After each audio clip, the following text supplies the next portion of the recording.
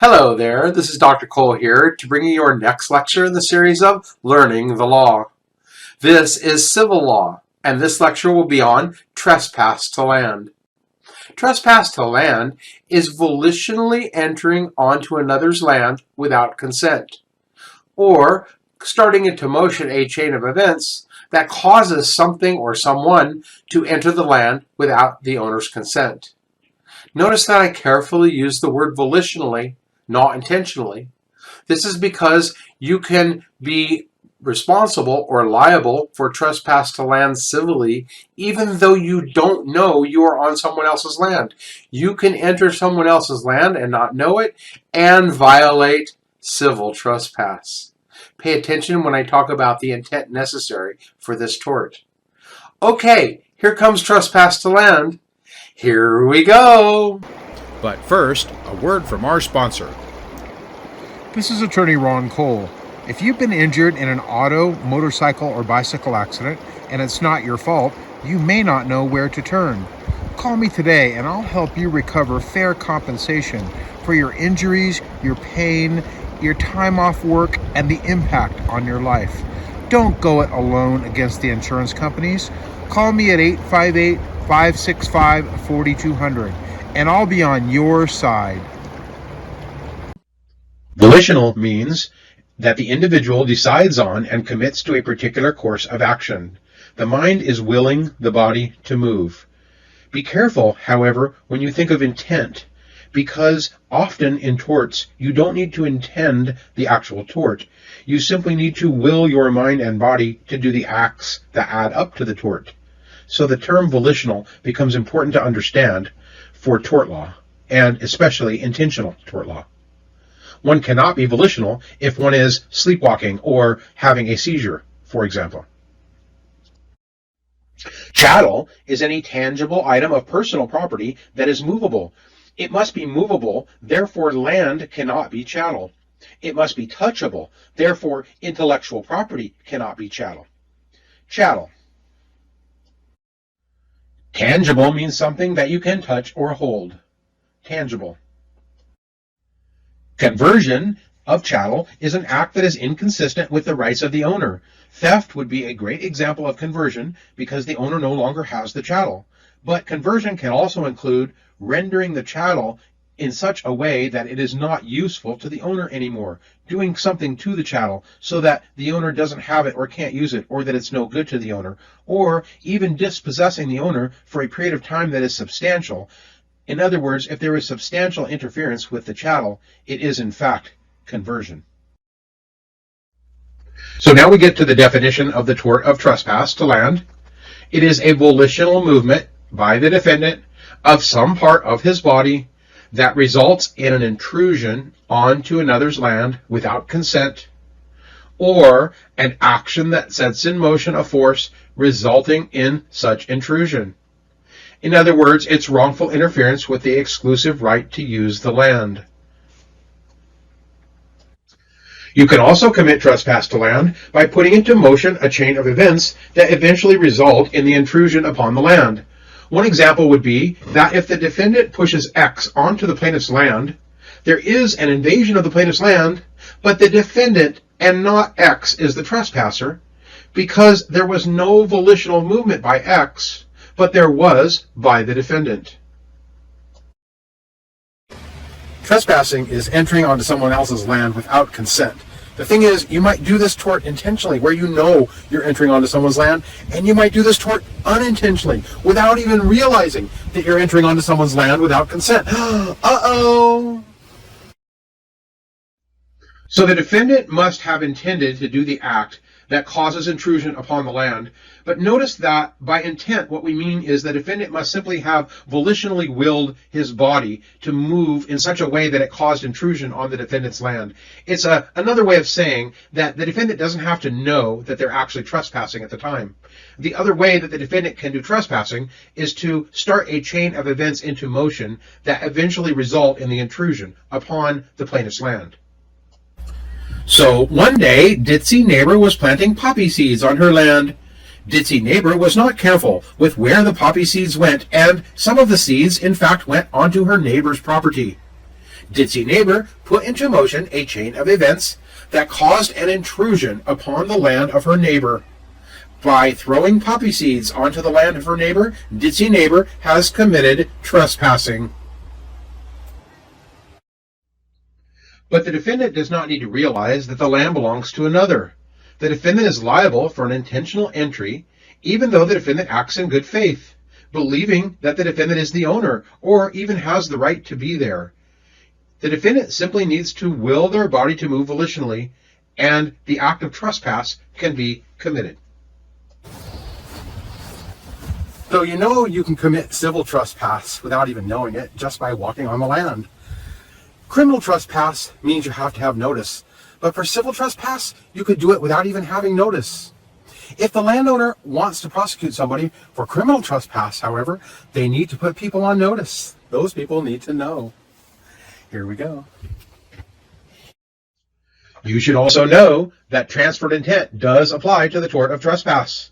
So, for example, my intent to commit a battery could result in a trespass on the land if the victim fell onto the land. This would be enough intent to commit trespass to land. Trespass to land is all about the peaceful right to use your land. What happens, however, when the peaceful right to use your neighbor's land interferes with your peaceful right to use your land? In this case, a construction company built a canal on their property. To build the canal, they had to use explosives to blow up boulders to move them out of the way. When they blew up the boulders, they caused pieces of the boulders to fly onto the plaintiff's property and strike the plaintiff's house. In fact, the plaintiff said that his house was almost covered with the debris from the explosions of the company building the canal and blowing up the boulders. The defendant said, "I have the right to use my property freely. You can't interfere with that." The court said, if we allowed neighbors to use their land in such a way that it damaged someone else's land, the neighbor might as well blow up their neighbor's house altogether. Well, what good would it do to have these laws anyway? So the court said, no, you can cause a trespass by intruding on another's land or by causing some third person or something to enter their land. This is the case that established this rule. Another example would be if the defendant changed the course of a stream on his land. Defendant simply wanted to add some boulders to the stream for nice sound and landscaping purposes. Unfortunately, the boulders caused the stream to change direction, and when it did, it flooded their neighbor's garage. Oh, that would be trespass. Another example, defendant decided to build a house on his land. When the defendant was building the foundation for the house, they dug underneath the foundation of their neighbor's house and caused their neighbor's house to collapse. That is also an example of trespass. The final example I'll give here is that if you use a device to enter the plaintiff's land, a tool, a person, a thing, that is also going to be trespass. So here are some questions that I often get when I give this lecture in the classroom. If my neighbor's tree branches hang over my yard, can I trim them? Yes. By law, you have the right to trim the branches and the limbs as they extend past your property line, but only the ones that extend past your property line, and you can't destroy or permanently harm the tree in any way, or you may be responsible for the value of the tree. If there is fruit on the tree, however, the fruit belongs to the neighbor. At common law, even if the fruit fell to the ground, it still belonged to the neighbors, even though the fruit tree or part of it may be hanging over your property. Modernly, courts differ on this issue. Some courts agree that if the fruit does fall to the ground on your side of the property, it then belongs to you. But there's a big split of opinion here, so be careful and know what you're doing in your area. The best piece of advice regarding any issues and trees and boundary lines is to talk to your neighbor and try and work out the problem. Almost all of these issues can be resolved if you talk to your neighbor, and you can save a lot of money and time in legal fees. So in this case, the defendant, the County Board of Road Commissioners, who maintain the roads in the county, got permission from the plaintiff to put a snow fence on his property during the winter. The snow fence ran along the edge of his property next to the road that ran next to his property. The agreement was that when the defendant removed the snow fence at the end of the winter, they would be careful to remove all of the metal anchors that hold the snow fence down. The defendant removed the snow fence, but failed to remove one of the steel anchors. The grass grew after the snow melted up around the anchor so that the anchor could not be seen on the ground. The plaintiff came along with his tractor to mow the field. When the plaintiff's tractor struck the steel post sticking out of the ground that the plaintiff couldn't see because it was covered with grass, plaintiff was thrown from his tractor onto the ground and was killed. The action was brought by his wife. It was wrongful death based on trespass to land. The court agreed that if you leave something on the land after your permission to be on the land has expired, you are committing trespass. Therefore, trespass to land may be found in defendant's failure to leave the land or failure to remove personal property after permission has expired. When the intrusion on the land is because of things that are intangible, like smell or sound or dust or smoke, this is typically an action in what we call nuisance. Nuisance law is a different tort than trespass to land. Most courts consider this type of an action to be a nuisance action. However, some courts do still consider it trespass. In this case, there was a boundary line dispute over where exactly the property line was between two properties, but one of the property owners came along and cut a bunch of trees. The other property owner said, "You cut trees on my land, and that's trespass to land." After they argued about where the property line was in court, and the court determined that, in fact, trees had been cut on the neighbor's land, the neighbor, of course, had to pay. What was the point of the case? In order to sue for trespass to land, you either must own the land or you must have a right to use the land. If the property was inhabited by a tenant, at common law, only the tenant could sue for trespass. But modernly, both the tenant and the landlord can sue. However, of course, their damages are different. The tenant has the right to possession. Therefore, the tenant can sue for damages related to loss of possession. The owner, however, has the right to peaceful use of the property and to enjoyment of his property being safe, and therefore the owner can sue for damages to the property itself, like destruction to the property. And of course, modernly, these rights exist against each other. The tenant can sue the landlord for damage to possession if it's done wrongfully, and the landlord can sue the tenant for damage to the land or to the property. Not only is the physical surface of your land considered your land for trespass purposes, but everything growing on your land or underneath the surface, anything permanently affixed to the surface, like a building, and the airspace above the surface is also considered your land for trespass purposes. This not only includes the soil and the land, it also includes any water. A pond, for example, is simply land covered by water. Your land also includes the subsurface of the land. The concept is that land can be divided horizontally and vertically. It is often the case that the mining rights to the land that you live on have previously been sold, and you don't own those rights at all. In other words, it's often the case that one person owns the surface of the land and another person owns the subsurface of the land. To whomsoever the ground belongs, so belongs the sky. This was the saying at common law. At common law, you owned from the ground to the heavens. But all the English common law cases were situations where people had signs that were overhanging the neighbor's land, and that was going to be called a trespass. Of course, they didn't have lawsuits about the air above their land because they didn't really use the air above their land.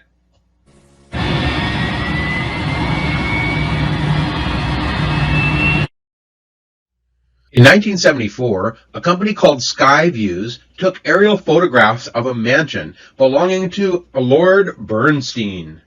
Skyviews then contacted Lord Bernstein and offered to sell the photographs back to him, or they were going to publish them publicly. Lord Bernstein wrote back to Skyviews and said, "Those photographs were taken without my permission. Therefore, they're an invasion of my privacy, and you are trespassing." He demanded that Skyviews hand over or destroy all of the prints and negatives of the photographs. Skyviews refused. Lord Bernstein sued. We will talk about invasion of privacy as a separate tort, but the question here for you to think about is, should he be able to sue successfully for trespass? Think about the impact on society for whatever answer you decide.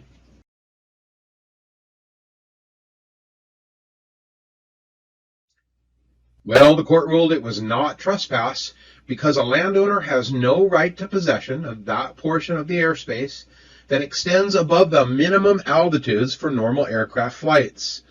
The area where aircraft normally fly is not an area that you can have possession or ownership over because of all the airplanes and aircraft that we have in our society. That line, however, is somewhat sliding. It's where the average aircraft might fly or not fly. In other words, there isn't a set number. But that's the line above which you do not have ownership rights over your property. This airspace is called a public highway, and no possessory rights exist for that space.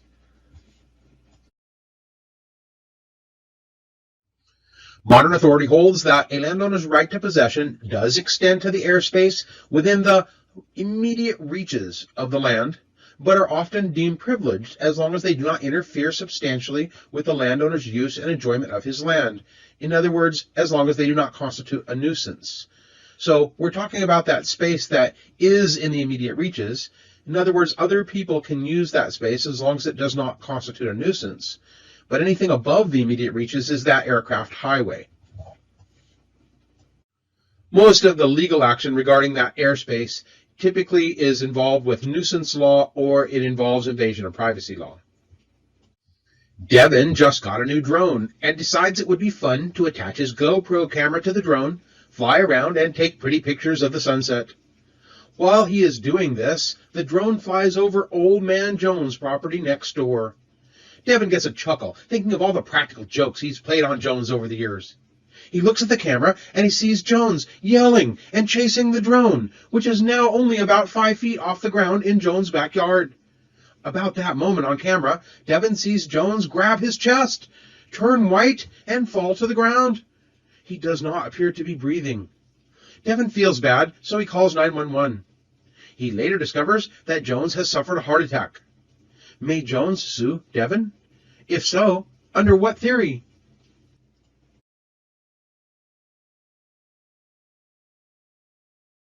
Well, ladies and gentlemen, the correct tort, or at least one of them, is trespassing. The trespass must be caused by the defendant's intentional act or some force set in motion by the defendant. Here, Devin set a motion in force by flying the drone over Old Man Jones's property.